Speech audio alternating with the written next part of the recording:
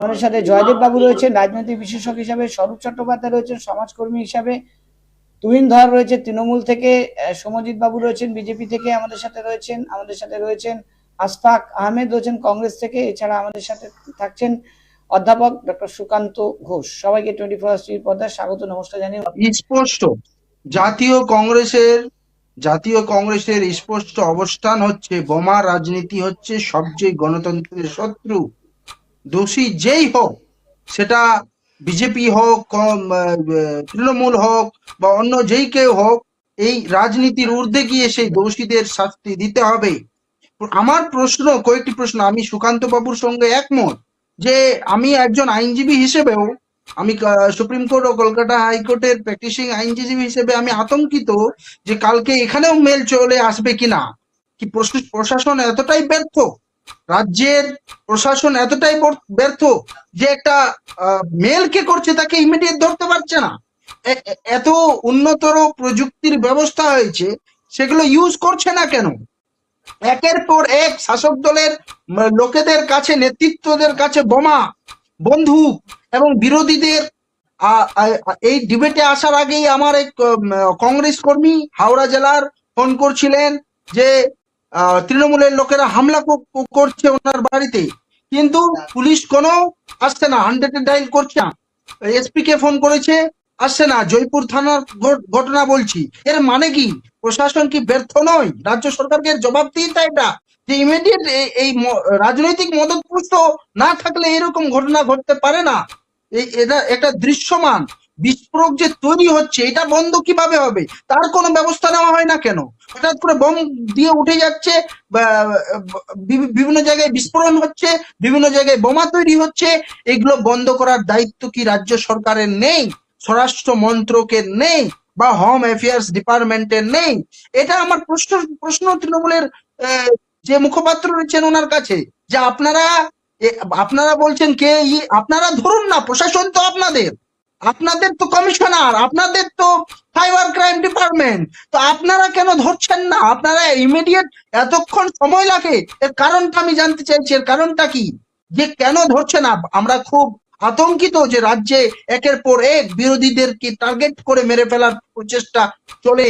বিরোধীদের রাজনৈতিক ভাবে দমন করতে যখন পারে না, তখন তাদেরকে বোমা, বন্দুক, গুলি দিয়ে বিভিন্ন জায়গায় গ্রামের দিকে রাজনীতি আমরা করতে পারছি না। ভয়ে আমাদের নেতৃত্বরা অনেকে রাজনীতি করতে পারে না, কারণ তৃণমূলের গুন্ডা বাহিনী বোমা মেরে দেবে, তৃণমূলের গুন্ডা বাহিনী গুলি মেরে। এগুলো তো আইপি। এত সময় লাগে কি করে? এই চক্রান্ত কে বের করুন। যদি বিজেপি থাকে, আরএসএস থাকে, তো আরএসএস বিজেপি কে বের করুন, বের করে নিয়ে তাদেরকে অ্যারেস্ট করুন।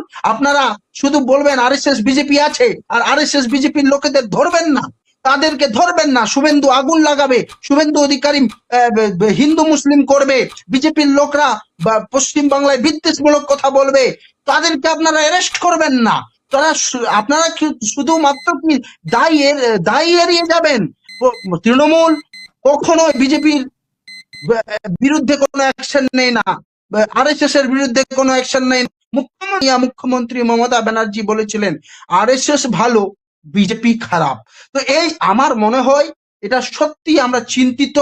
আমরা জাতীয় কংগ্রেসের অবস্থান আমাদের সম্পূর্ণ একদম পরিষ্কার, যে এর বিরুদ্ধে রাজনৈতিক মদতপুষ্ট যদি থাকে তাদেরকে ধরতে হবে, বিরুদ্ধে ব্যবস্থা নিতে হবে, লড়াইটা লড়তে হবে। আমি একটা প্রশ্ন আপনাদের সম্মুখে মানছেন কবে হয়েছিল তার তদন্ত রিপোর্টটা মেল করবে, ধরে জানবে 24 ঘন্টা পার হয়ে যাবে,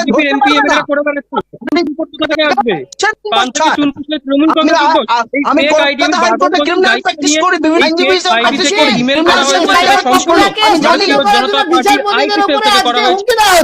আরে কেন হুমকি দেবে? যারা হুমকি দিচ্ছে তারা এখন লোকামের পেছনে নেই কেন?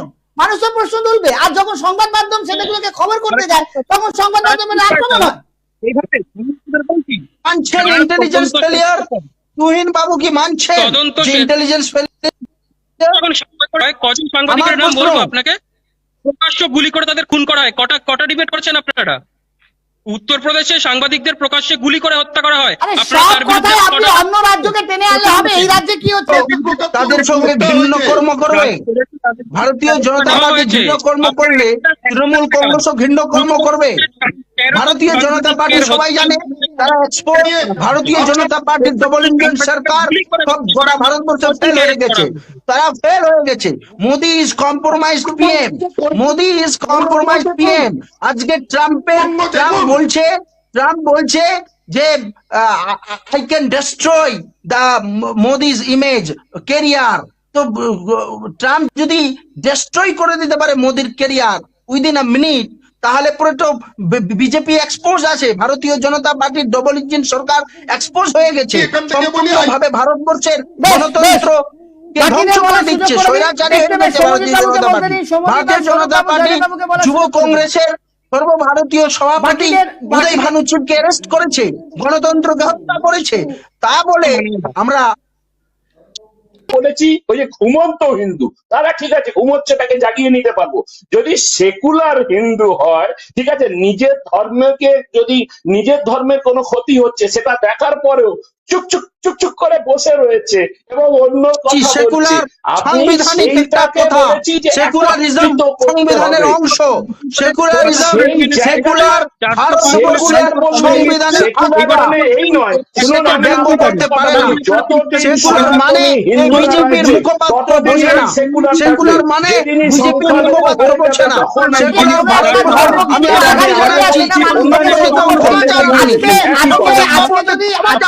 আজকে যদি যে কোনো ধর্মে যদি আঘাত করে সেখানে সেকুলারিজম শান্তি বলে বাস, সাংবিধানিক শান্তি এখানে শান্তি বলে সেই ধর্মে চুপ করে বসে থাকে আমার প্রশ্ন সেখানে।